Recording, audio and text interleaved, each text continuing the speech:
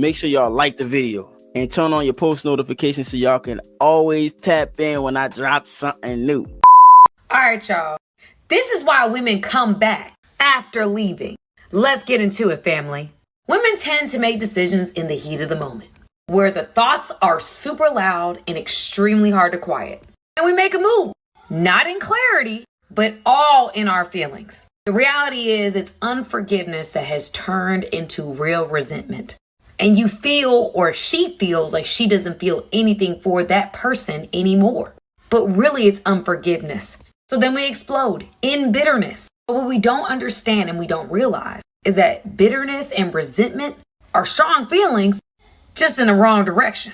And so once they leave the relationship and some time has passed and they done calm down, they start to remember the positive thing. Start thinking that, man, this probably could have worked out. And we quickly realize that unforgiveness that turned into resentment and bitterness was the end of a relationship you never truly wanted to end.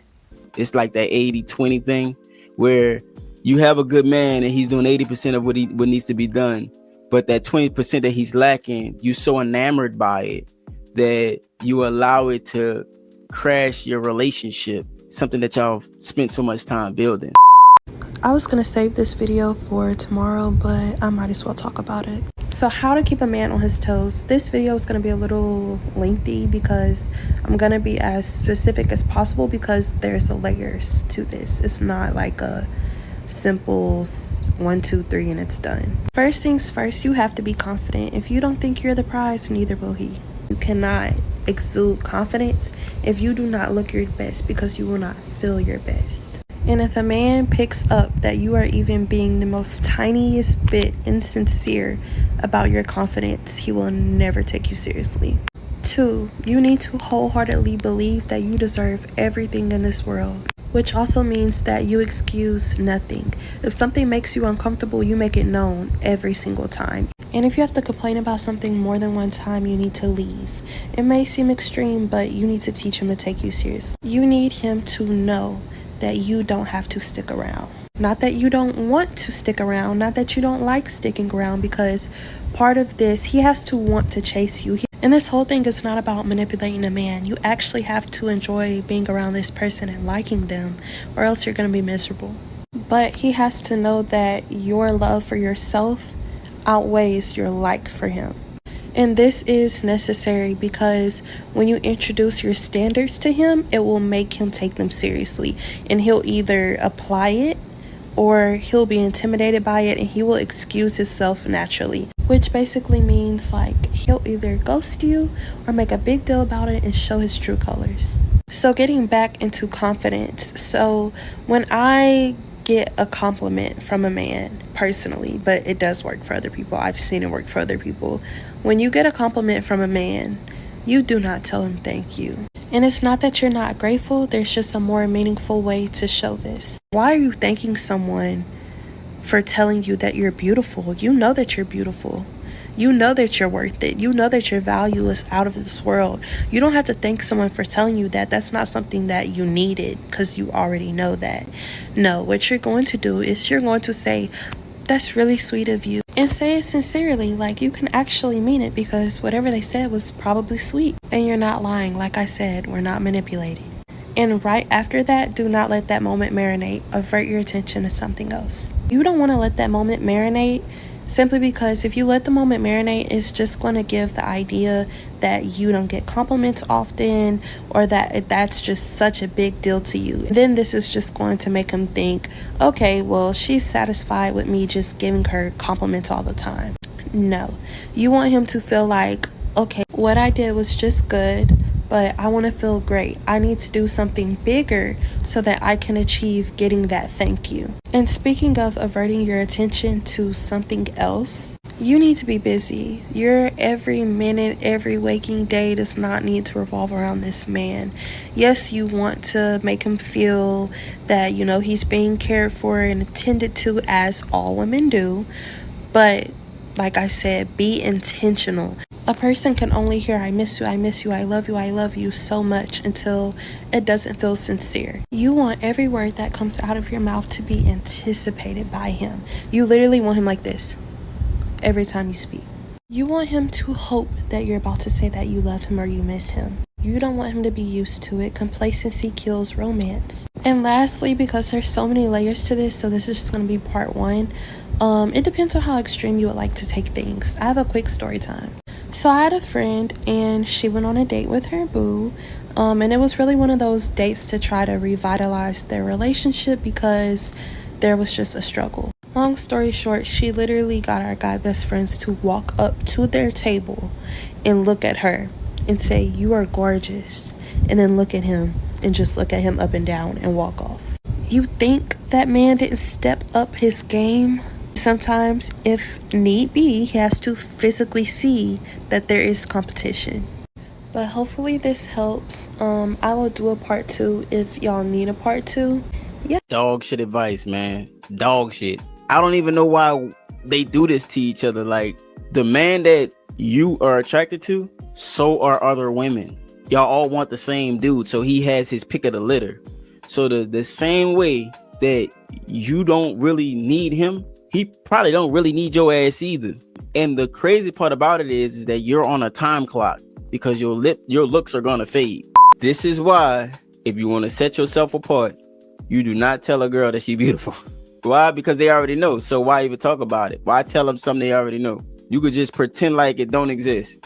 That's going to intrigue them a lot more because she going to be like, why in the hell hasn't he told me I was beautiful yet? I mean, I know I wouldn't have thanked him for it, but I still would like the first right of refusal. Instead of decentering men, why don't you just heal? I don't know is that a new word for healing or what? Like, I don't know exactly what that actually means, but stop. You know why things really don't work out? I feel like I don't even want to say this generation, just the world. Like, the way we look at love is wrong. Like, we look at someone else fulfilling us, that emptiness that's only made for God. Go to God, and then you'll know who to allow to love you. Seriously, I'm telling you, life just gets better. You just won't allow just anybody into your life. Once, that's the real decentering, if you want to ask me. Because all this stuff y'all be talking about, y'all never mention God. Y'all, self-care, I'm going to do this, fix my hair, go get my nails done. Nothing never's about God. So even after you get out of that phase, you run into the same mess. Because you know why? You did not include God. I think what they're trying to do is they're trying to take God and make it interchangeable with doing the self-work. And the reason why I say that is because if you're still constantly projecting, whether it's the devil, a demon, or that man that's with or without religion, then you're still going to wind up in the same circumstances that you're going to wind up in. Because although you can look and see where someone else is at fault at, the real power and control comes in you doing the self-work for yourself. Most husbands hate their wives. They do. I danced for 4 years. I stripped for 4 years. I danced from 2011 to 2015. I know everything there is to know about men, okay? I've never been naive to the bullshit. I found out male nature for what it was at 19 years old. Never been married before. Don't want to ever be married. Don't ever want to have children. I've just seen too much. I know men too much. My father has also been very honest with me about male nature and just with him being honest just with his own lifestyle and just how he operates as a man. And even the men that he surrounds himself around, how they operate. And one thing that I noticed at the strip club is that all the married men would trauma dump on me about their wives, how they weren't attracted to their wives anymore. A lot of them lose attraction for their wives after they have children. They start to feel very neglected after their wife has children, and a lot of them complain about how they their wives let themselves go. They're fat, they're overweight, they don't look as pretty anymore. They bicker a lot, they fight a lot, they nag a lot, they complain a lot. And I think that this is very important information for a lot of women to understand and know, because I just did a video about this, but too many women believe that because their husband hasn't left them, that their husband likes them. And that couldn't be any further than the truth. I don't want to take away from what it is that she's saying, but you have a certain customer base. So that's a certain archetype of man that visits strip clubs. And he's okay supplementing the affection that he's not getting from his wife with a stripper. This is why most of the demographic of, you know, men that are buying escorts and OnlyFans and stuff like that, most of them are married. Most of the I always joke around and I always say, there's no man more single than a married man. And the reason why men that are married cheat so much is because they were sold a dream too. They were, through patriarchy, they were sold a dream too. And they were sold the dream that they were going to get all their needs met from one woman. They were going to get their emotional, their sexual, the domestic things taken care of. They were told that they just needed one woman to do that. And then they quickly realized that that's not the case. And we also have to realize that internally, men struggle a lot. Men don't know how to emotionally regulate on their own. They have to have a woman to help them feel comfortable to, you know, emotionally regulate. And so men realize that the vessel can never be filled. The vessel is going to be, it's insatiable. It's insatiable, the need that they have for women and multiple women. And a lot of them don't like their wives. A lot of them don't. Most of them are just tolerating it. They're just tolerating their wife in a marriage because they still get some benefit. They do. They still get some benefit. And also, a lot of men suffer from male character syndrome. A lot of them, they don't want to be the one to bite the bullet to get a divorce because they don't want to be seen as the bad guy. They rather just have the wife file for divorce and be the one that can just take the heat for breaking up the family. But that is one thing that stripping taught me about men, and that's one reason why I would never get married. If you really were to be a fly on the wall with men and their conversations about women and the conversations about their wives, a lot of women would change their tune on how they view marriage, because I can guarantee you that men aren't viewing it the same way as you. Men aren't, they're saying like, oh, I just fell in love with her and like that's the reason. No, like that's just their politically correct answer. That's just the answer that they have to give so that it will be palatable for people. But when the doors are closed, when the mics are off, when the cameras aren't rolling, and they're in a safe space, they're not saying that that's the reason why they even married the woman in the first place. It's because of something that they're benefiting from in some way, shape, or form. It has nothing to do with the actual woman herself. I'm going to make a series of these videos about telling you guys what the strip club has taught me about men, but this is the second video technically of me explaining, you know, why and how I know so much about men, and that's the reason why I served men for literally 4 years. I know them very, very well. What exactly are these men benefiting from? Because it was such a vague statement. It's like, yeah, they just married her because they were benefiting. Okay, how are they benefiting? Built every single man up that I've ever been with, baby. All right. When they leave me, they're in a much better position than when they got. A woman's value that she adds to a man is something that you cannot even put a price on, baby. It is something that you cannot even look at the amount, because guess what? What we're doing is we're elevating you and we're growing you in a way that you could not even imagine. The very last man you was with, how long was that relationship? 3.5 years. When you met him, was he a millionaire? No. When you left him, was he a millionaire? No. You ain't made nobody nothing. A lot of these women talk about what they could do for a man and how good they are. Y'all ain't made nobody nothing. Just because you didn't make someone a millionaire doesn't mean you didn't make them nothing. I know you're smarter than that. Pause. Let me get it out. You didn't make him nothing. Let me just say this, ladies, before we get to this list. A lot of y'all have an overinflated ego. You're not bringing nothing to the table but problems, attitude, and taint, tarnished, and zesty. I don't know. So check your attitude. No, check your attitude, because y'all are not all that. Now, with that being said, let me finish this list.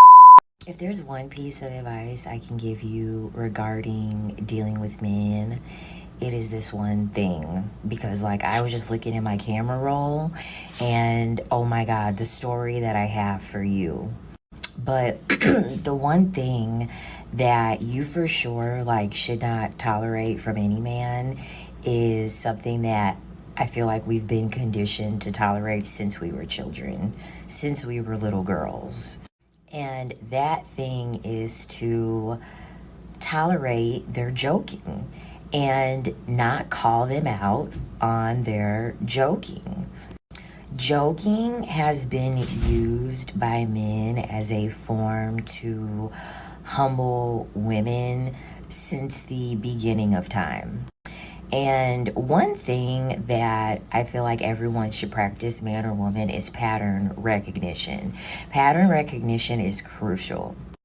And what you start realizing is that... Didn't you ever hear the old saying that inside every joke there's some truth in it? Maybe they're trying to tell you some truth in a more palatable fashion. If they outright just tell you what it is that they want to say to you, and you're not going to like that. But when you just pass off like what a man is saying as something joking, and they'll even say themselves like, oh, you're being too serious, I was just joking with you, it's not that big of a deal, you start to realize, and if you look back, hindsight is 2020, you start to realize that that shit that they were quote unquote joking about, that's really how they felt. Or like the pranks and stuff. Like one of my exes used to do a lot of pranks on me. I literally have a video on my phone of him. He literally recorded it. He took fucking ice water, like literally a bowl with a fucking shit ton of ice cubes in it, and dumped it on my head when I was taking a shower. Like, I literally have a video of this. And he thought it was fucking funny. Like, girl, that is comedy gold. What are you talking about? And you got the video? He literally thought it was funny. He thought it was hilarious. He had recorded me throwing up. One night I went out with a group of girls and I got really sick. When I came back home, and he literally recorded me over the toilet puking, like looking a mess. I had that. And the thing about it, he would send it to me. Like, he would literally send it to me and thought it was the funniest thing. And at the time, I was too stupid to even understand or realize that this man fucking hated me. He hated me. I honestly even... You can't laugh at yourself? Like, everybody can laugh at it. Look, this is you. You know, what's the problem? Like, this may be a reach, but one time, and this was early in our relationship too, he took us out for jet skis, and I swear to God, he purposely fucking like cut the corner of the jet ski super hard so that way I would like fall off of it. Like, me knowing what I know now about men and me just like taking in his character as a person, he did that shit on purpose. He did that shit on purpose because he thought it was funny when I fell in the water. He thought it was hilarious. He was like, oh my God, like, you were just like floating there and like looking for the jet ski, and it's like, what? Yeah, men joking with me or pranking me or anything like that, that shit I have zero tolerance for. Like, you need to check their asses when they try to joke with you, when they pull a prank on you, or just cut their asses off altogether. It's because they've been conditioned to do that, and we've been conditioned to allow it. Like, literally in school, I'm sure every woman has had a boy prank her or joke with her when she was in elementary school. And when you complained about it to the teacher just was dismissive of it and like didn't care, and just like, boys will be boys, and you know, they joke around and they play around. And that's why when men are in a group, they joke and they insult each other. They insult each other, and then men wonder why they're so goddamn lonely. People don't like insults. Like, I don't care how manly it's supposed to be and like what rhetoric the patriarchy has painted regarding that. No one likes to be made fun of. No one likes to be insulted. So it's crazy because they will take their patriarchy practices of insulting one another and joking with one another and just passing insults and disrespect as a form of joking, and then they want to try to bring it over here and think that we should accept it. No, keep that over there. Since you have so much male camaraderie and because you just have so much community with men, making fun of each other and insulting and disrespecting each other and just playing it off as jokes, keep doing it with the other men. Don't bring it over here to us women, and women, don't allow them to bring it to you. Shut that shit down, and even ask them, like, what do you mean by that? Because that's another thing too. They will be ambiguous with the way that they're trying to insult you or quote unquote joke with you. Because they're cowardly in the thing that they really want to say. They are too afraid of a reaction, so they'll kind of sneak diss or make like a backhanded compliment or something. No, check their asses and ask them, what did you mean by that? What does that mean? Ask them that. That's usually what you're gonna have to do to really put their asses in check, because this whole joking thing, I'm tired of it. It's getting ridiculous. These men need to grow up. She is traumatized. That's what we talking to, a traumatized woman, because most men don't do all that type of pricking. Like, that's childish. A lot of you guys are so censored by men because you don't have money. $500,000? Y'all wouldn't even be thinking about why the man not texting you, because you in Paris shopping. Clock it. Oh, what? Who's that? What? His name is Anthony who? Oh, excuse me, I'm in the Chanel store. Excuse me, let me call you back. Life is long, girl. I'm telling you, that money ain't gonna keep you happy. You better ex Vivica Fox. She talking about something, I'm ready for a relationship now. It's too late. At what point can a woman show that she's interested without seeming to be masculine? Don't offer to pay the check on date 3. What you do is you bring a small gift to him that's $25, $20 or less. Thoughtful, considerate, something that he wouldn't get for himself. That is based on his hobbies, his passion. Let's say he loves the Yankees. We're going to get him a Yankee hat or some socks or a shirt or something like that. Oh, this is cute. I like this. Yeah, understand this. When you do this, you're letting him know that he's not a bank to you and that you've heard him and that you're thinking about him, because he just wants to be considered. You also have to understand that men do not receive presents or gifts. They barely maybe even get a card from their mama. And he will start to think of you as someone who is a potential girlfriend or wife and not just someone that he's hanging out with. The last person I dated, I got him a vinyl record on our 4th date. I don't know why, but I did it. He brought it up so often, and it felt like nothing to me. It really is nothing, but it's everything to him. You know what I got a problem with?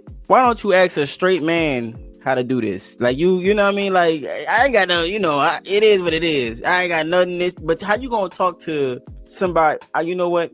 I maybe assume he might got a lisp. I tell most women, do not get emotionally attached to someone who cannot reach all of your standards and make you feel the way that you need to feel. Okay? Don't do it. It's not going to help you in any way. It is your choice, ladies. If you get emotionally attached to someone who's doing nothing for you, it is your choice. So remember that.